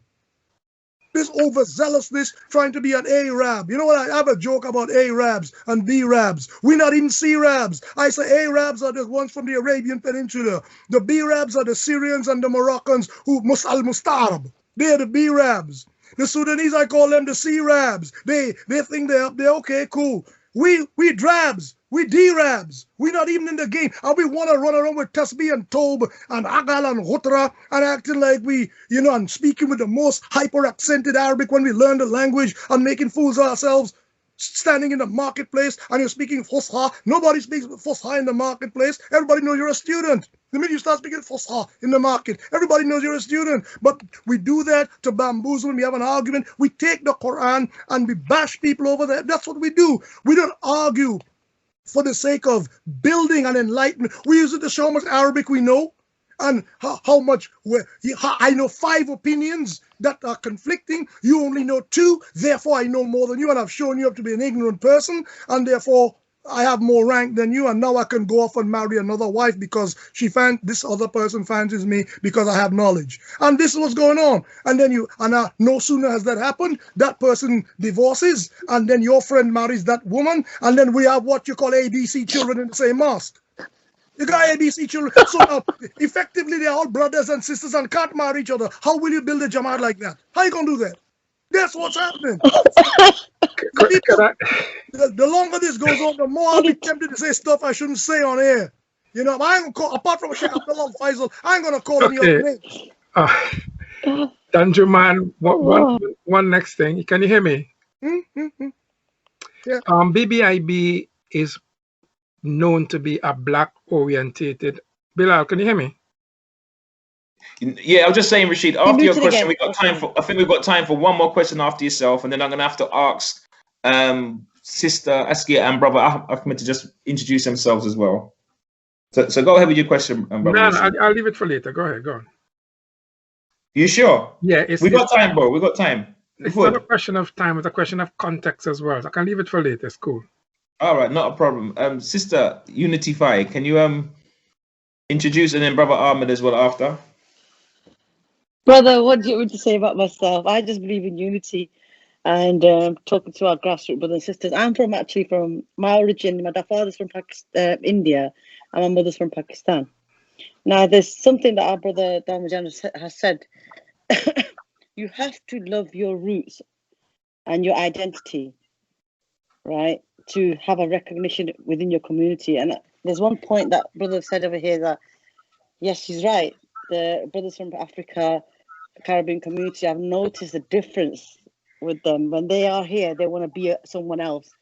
And one thing you mentioned about sisters, when they are saying marry virgins, they are insulting a lot of sisters. That's absolutely right what you said there. It was so deep because I seriously read about this and I'm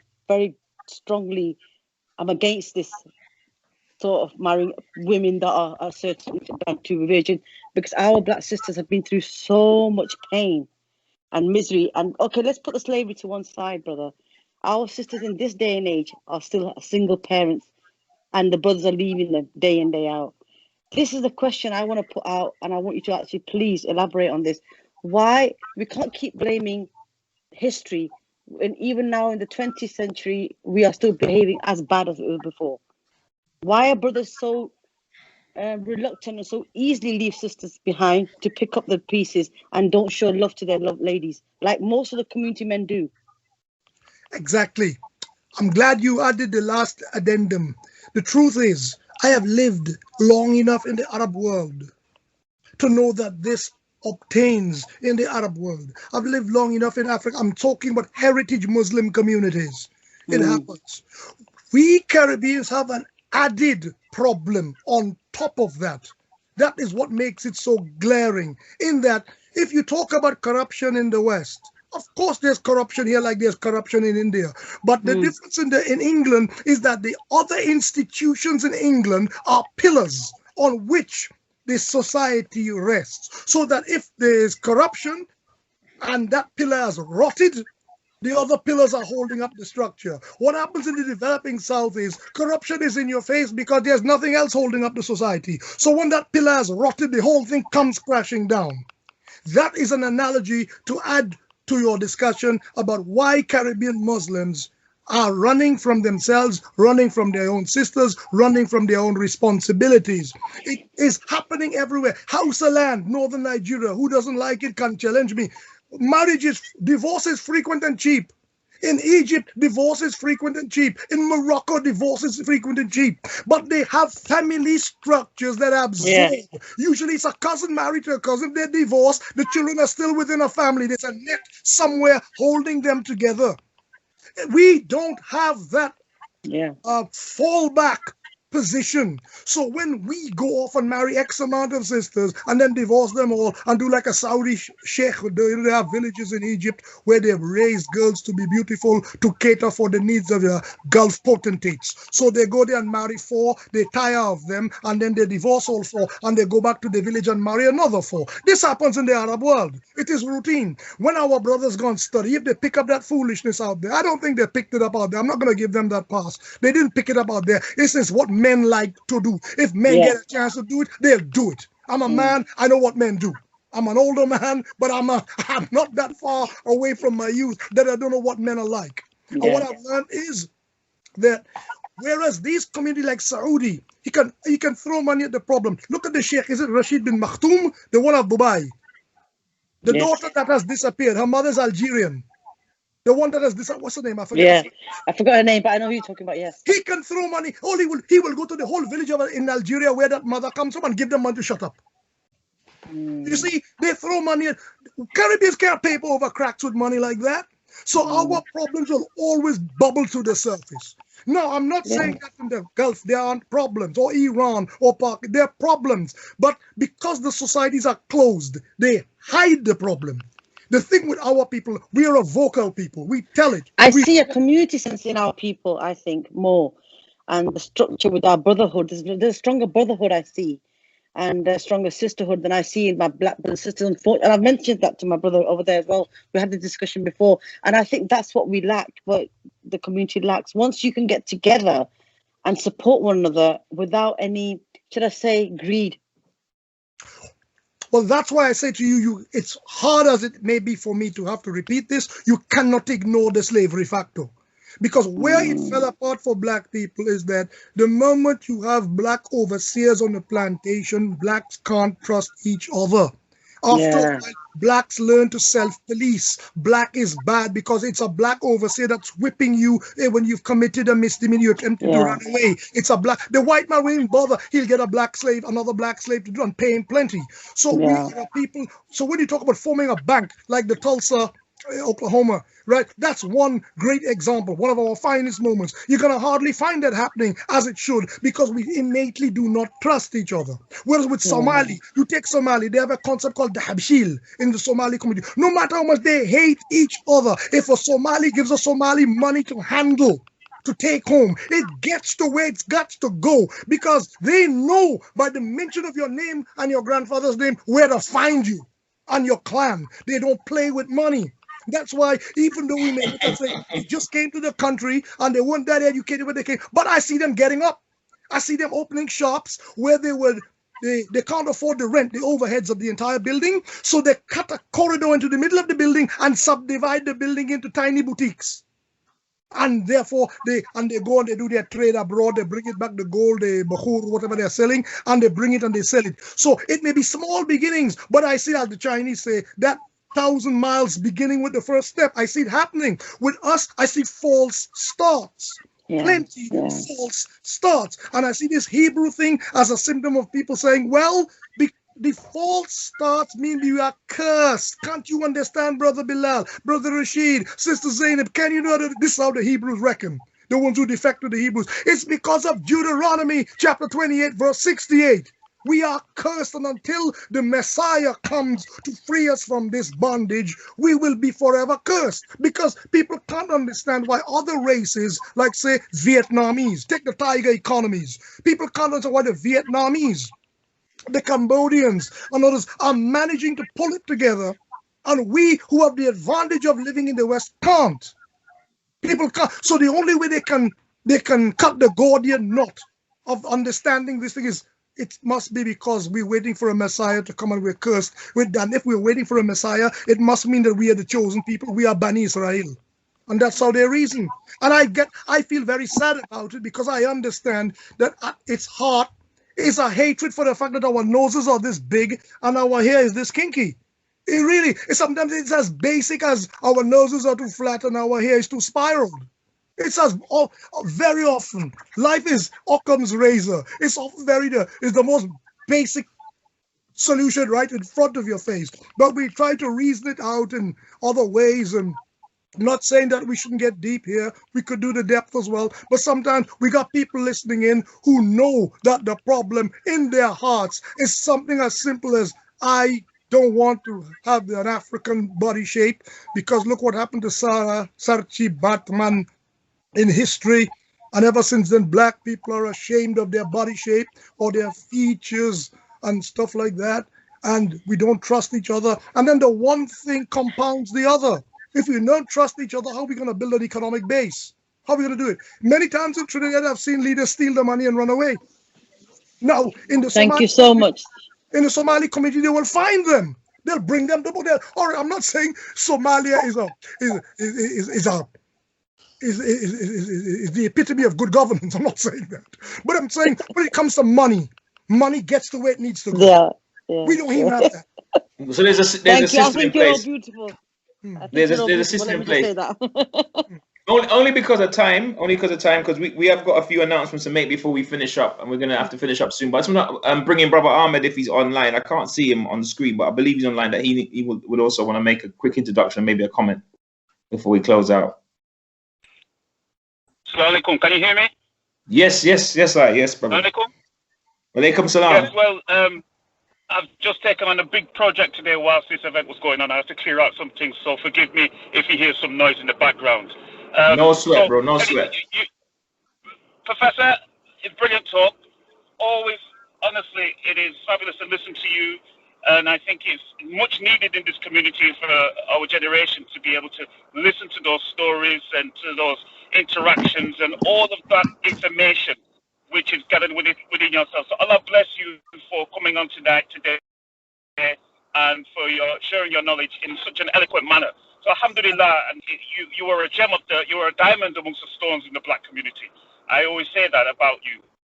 And being up in the north, I'm somewhat isolated because we don't have that sort of interaction with the Black Muslim community. So, you know, I was taken aback when I first listened to you and Sheikh Hassan and Sheikh Brother Rashid as well, who was on the platform in the Love Muhammad talk in London, and that's where I first met you. So ever since then, I was always following you as well. So the situation in the north is quite interesting because we have sort of fragments of Black Muslims who convert to Islam, but they seem as though they have no choice to adopt the sort of majority community that they're sort of alongside with or living with, if you will, because ultimately it will be sort of social suicide in order for them to do anything different. So I don't know. I mean, for myself and my family, I'm up here in the north by myself, and Brother Rashid had the opportunity to come to my house one time, and we sat and ate together. But we don't have many of those instances. I don't, and I've got all the love in the world for all my other non-Black Muslims as well, because they really did look after me, no doubt, indeed. But what do you say in terms of inspiration, or what can you, what words could you give as advice for those who are in isolation up in the north, Yorkshire, some Scotland, and everything like that? I think, well, look, and given the situation, brother, with the coronavirus and how people, well, I've been telling the panel before we started that I have an immunodeficient condition. So I, more than most people, have been in, I am going to be in an extended lockdown because of my physical condition. But it's hard now more than even before, when we had the opportunity to mingle and to move around and move with each other. Like Brother Saballah from the 50s, I remember meeting him in the 80s, and he was an old man then, and he would go to places like Pearly Oaks and outside of London. We'd go and do dawah, spend the night at people's homes doing dawah. And he was an older man. He was my age at the time when I met him. I was 23 then. And he would be prepared to get up and move around. I think, weirdly enough, with the rise of the internet, people know less and move around less. We read fewer books. I mean, I'm guilty of that. As much as the next man, I don't read because I can click a mouse. But before that, I read it in its entirety.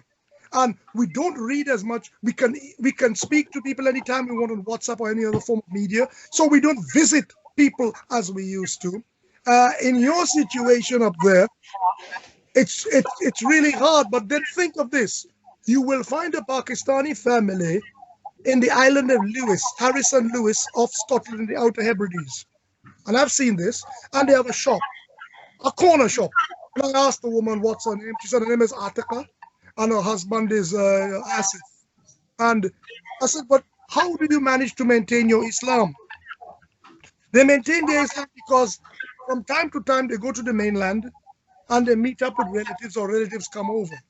Now, like I said before, how does a Caribbean who exists as a nuclear family only, or an individual Muslim, how do we do that without having built those foundations where, if you're in Leeds or you're in Sunderland or whatever, and you're on your own, you can meet up with family from time to time. But if we don't have that family structure, remember, sometimes I lived in the Caribbean a very long time. I did primary, secondary school. I was married there, and I went to university there before I came to England at 23. So I lived as a Caribbean. Sometimes we over-romanticize the existence of the extended family there among African Caribbeans. It is not as pronounced as you think. So sometimes when I go back to slavery to discuss where it all began to fall apart, people think I'm going back too far. But Indian Trinidadians today are becoming consumer after the oil boom of the 70s. I would say Indian Trinidadians are consumerists too.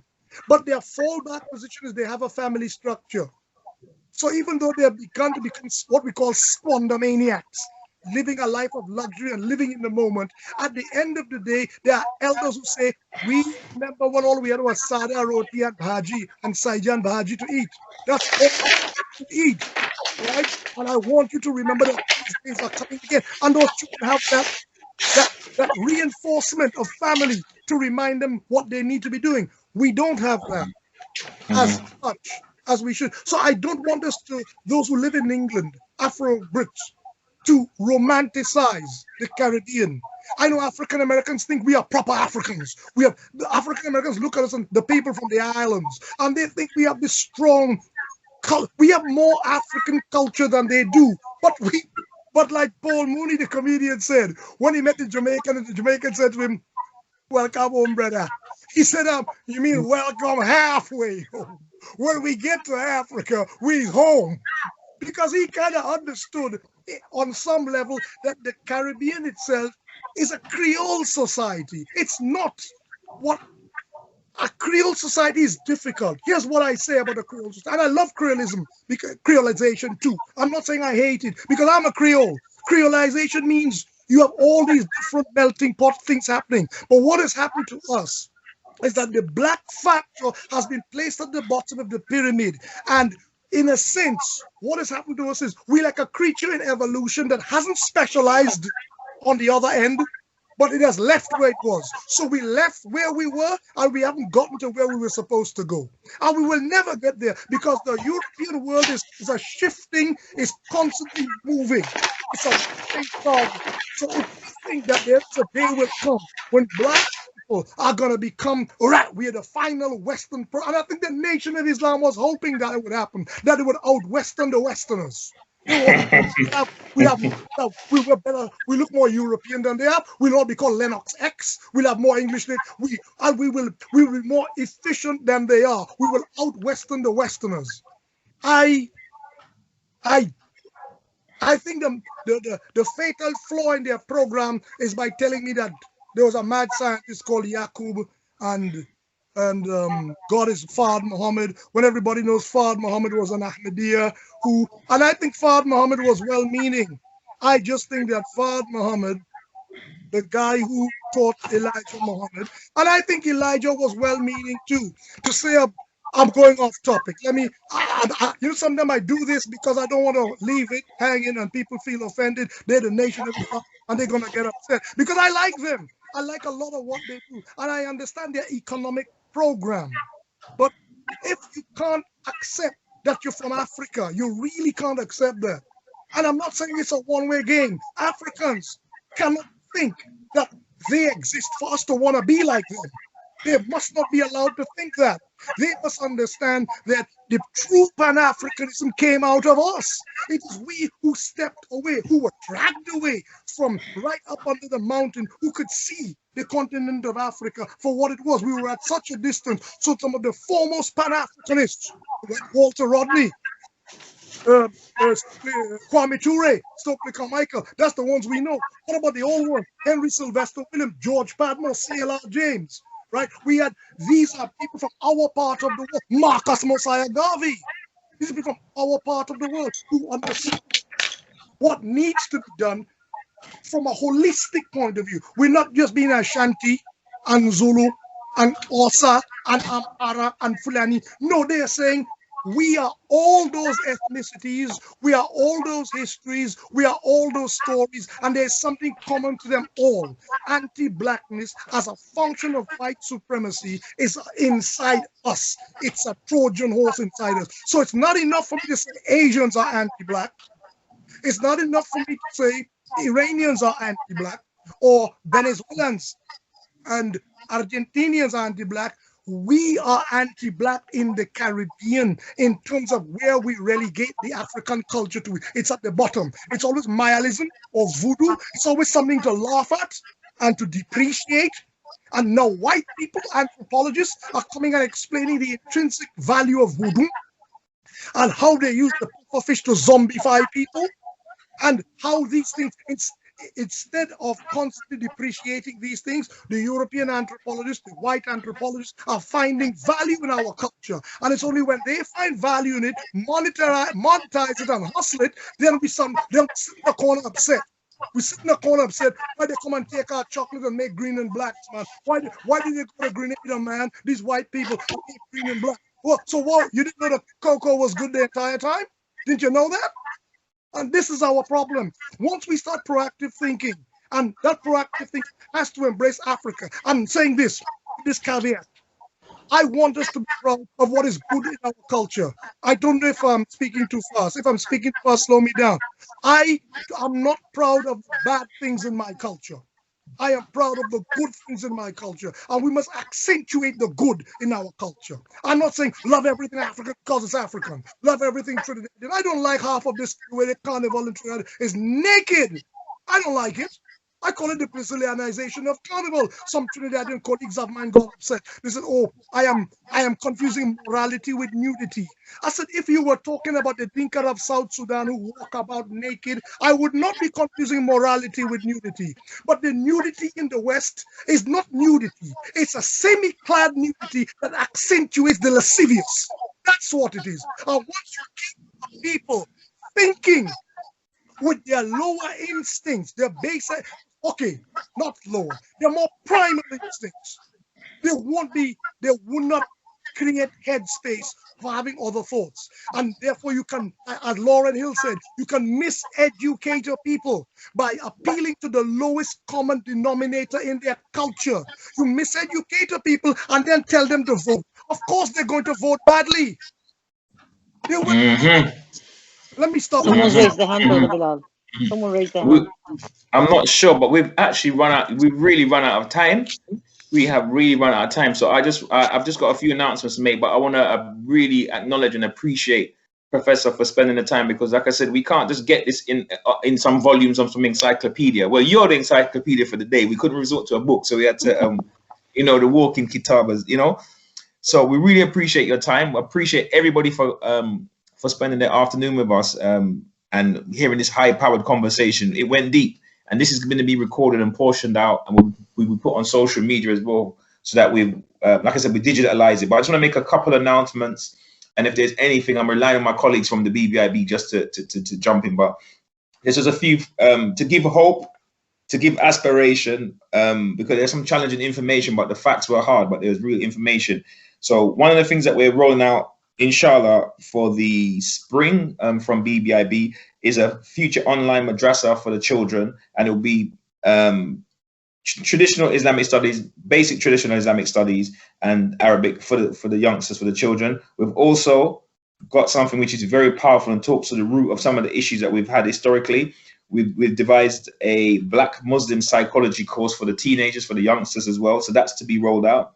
There will be a monthly Muslim safe space where people can check in over the month and conversate and just kind of like offload and debrief about their experiences. So it's going to be a non-judgmental safe space. And there'll also be a book review club. So some of the books that the professors talked or alluded to when we're talking about authors like Amos Wilson or Naeem Akbar, or some of these different psychological, anthropological, Sheikh Anthony, these different types of books that we, as Muslims, as Black Muslims, we need to be aware of these works as well. And they're not from the classic traditional Islamic studies, but they're from maybe the social sciences, but relevant to our people, our psychology, our struggle, our own self-image. So yeah, we're going to also be rolling out the book club, book recommendation club. Zainab's sister had a question for that, didn't she, for the professor about his books? Yeah, we can actually let Zainab ask that last to close out with the professor last words. If there's anybody watching this, whether it's being recorded or if they're watching it live now, if you want to join, find out more information, assist us, help us in any of the programs, feel inspired by what you've heard or the potential, you can always send an email to at blackmuslimb@gmail.com. At blackmuslim@gmail.com. It's in the chat, and also our BbiB Facebook. You can also send us a message. Inshallah. So I'll hand over. I've finished for the day. All good things must come to an end, but I'll leave the last question and the last comments to the professor and Sister Zainab. No, I just wanted to. I just think it would be a good idea if we can connect with. So they're just finishing off. You're right. Sorry, no, I'm not cutting you. Oh. Go ahead, Brother Norton. Hello. Oh, yeah. I was just going to say it would be good for BbiB to connect. Stay in contact with Professor Danjuma and get a list of those books that he's talked about, and we can do a book list and probably circulate it and encourage others to get those books, because I think it's important reading for all of us. So if you can compile a list and we can share the list, and if some of us who have read the books, we can probably have a discussion, choose a book and probably go into detail about the book and try to draw some relevance of today. I think that would be a good idea for us to just keep in contact with. Brother showing us a book. Which one is this, Professor? Egyptology, the Missing Millennium by Professor Okasha Adeli. I think Muslims of, I don't know if I'm holding it correctly. Let me see where. Yes, you are. We can see it, yes. This book fills in a lot of blanks regarding when people say that the Muslims arrived in Egypt in 640 AD and destroyed everything of African culture they found there. This book tells you that, in fact, the Muslims preserved a lot of pyramidal texts and knowledge, and European Egyptologists who did not have access to the Arabic language did not know this until this book was written recently by Professor Okasha Adeli. Okay. So, I don't know him personally, so I'm not giving any personal props or anything. I'm just saying this is the sort of thing we need to add to our fiqh and our tafsir and our, because I want us to do all those Islamic sciences. What I don't want us to do is feel better than somebody because we can pronounce Arabic a bit better, and now we can defeat them in an argument and marry another wife. No, I don't want that. Yeah, I think it would be a good idea not just to have the book list, but to actually read some of those books and have a discussion to go more in detail. Yeah. So that would be my suggestion. And I just want to encourage everybody to support the effort, BbiB's effort in whatever way you can.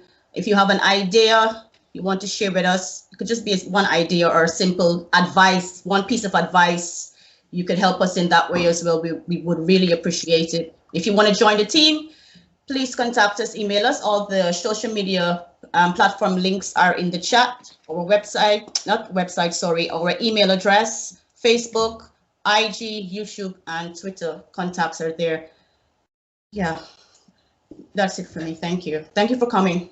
Thank you. Thank you all very much for this opportunity. It was a pleasure to meet you. Thank you, brother. Thank you. Because I only see you on Facebook. So I'm never off Facebook. Yeah, I know. A generation that doesn't understand what Instagram means. Yeah.